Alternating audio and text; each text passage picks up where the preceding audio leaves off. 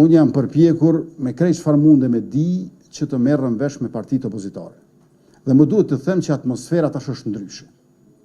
Qasja e kryetarëve të opozitës që i kam takuar, edhe të PDK-s, edhe të LDK-s, është ndryshe prej vitit 2025. Atmosfera është konstruktive, diskutimet janë korrekte. Dhe unë i falenderoj edhe kryetarin Bedri Hamza, edhe kryetarin Lumir Abdigjiku për këtë qasje të re. Tash edhe takohemi edhe bisedojmë. Me kryetarin Hamza jam takuar 2 herë, me kryetarin Abdigjiku jam takuar 3 herë. Por atmosfera e mirë nuk garanton marrëveshje, nuk sjell hapa konkret dhe ky është realiteti i cilin ne jetojmë ne sot. Asnjëherë prej asnjërit prej tyre nuk mu tha asnjë emër për president. Presidenti është emri i përveçshëm. Pra, si të ecim përpara nëse askush nuk thot asnjë emër. Piknisja ishte presidentin konsensual. Dikush i cili do të arrinte që të siguroj quorumin e madje edhe më shumë se aq. Natyrisht, familja Jashari, natyrisht Murat Jashari. Por nuk arritëm tek ajo pikë. Unë jam i bindur që nga familja Jashari do ta kishim presidentin.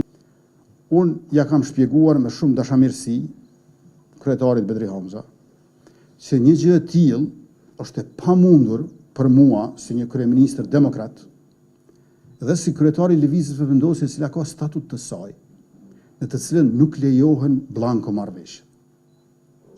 Nuk mund të bëj marrëveshje pa u ditur emri. Pra nga vetë vendosja kërkohej që t'ja jep 38 nënshkrime të deputetëve të saj, 2 kandidatëve të PDK-s dhe më pastaj ta garantojmë që s'paku njëri prej tyre, s'paku në raundin e 3 i merr 61. Kësa marrëveshje politike nuk mund bëj. Përbes njeriu kësa marrëveshje vështirë bëj me vetveten. Dhe kur s'më dhan emra, thash hajt ta provoj t'ja jap unë në emër. Ju thash Andin Hoti. Andin Ukshin Hoti. Duke pas parasysh prej familjes që vjen, Ukshin Hoti është unik.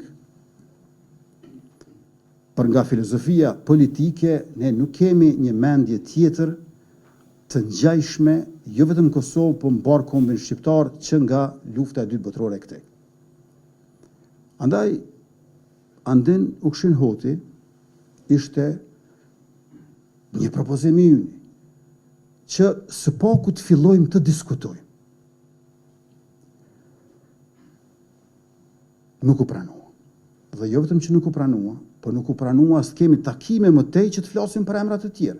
Mirë, i kemi 60 ditë në bazë të Kushtetutës së Republikës Kosovës që ta bëjmë një zgjidhje e të mos kemi zgjedhje. Ta bëjmë një zgjidhje të re që të mos kemi zgjedhje të përsëritura. Unë më herët kam pa gatishmëri për zgjedhje, por nuk kam pa zell për zgjedhje, 3 të përsëritura. Tash po shoh edhe zell për zgjedhje 3 të përsëritura, të cilët do të na marrin kohë më shumë, do të mund të jenë zgjedhje, nuk do shoh qysh tash se qysh do të mund të jenë edhe zgjidhje, për shkak se bëhet fjalë për kvorumin prej 80 deputetëve në sallë që duhet të asigurojmë bashkarisht të gjithë. Nuk mund presim që fillojmë zgjedhjet e reja në fushata të përsëritura, ku tash duhet të themi që unë i marr 80 deputet s'paku. Pra, nuk është çështja të 61-shi, është çështja të 80-shi, që i bie 2/3. Dhe në këtë situatë unë nuk besoj që zgjedhjet e përsëritura janë zgjidhje e re. Përkundrazi do të ketë një lloj vazhdimi të agonisë legislative, institucionale në përgjithësi, që është e panevojshme përveç se e padrejtë. Dhe s'paku zgjedhjet do të kushtojnë 10 milion euro.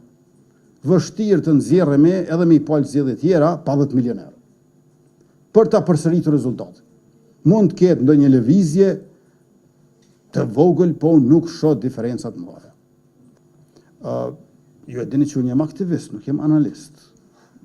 Rrjedhimisht ne shtojmë numrin e votave, ne nuk parashikojmë sasinë e tyre.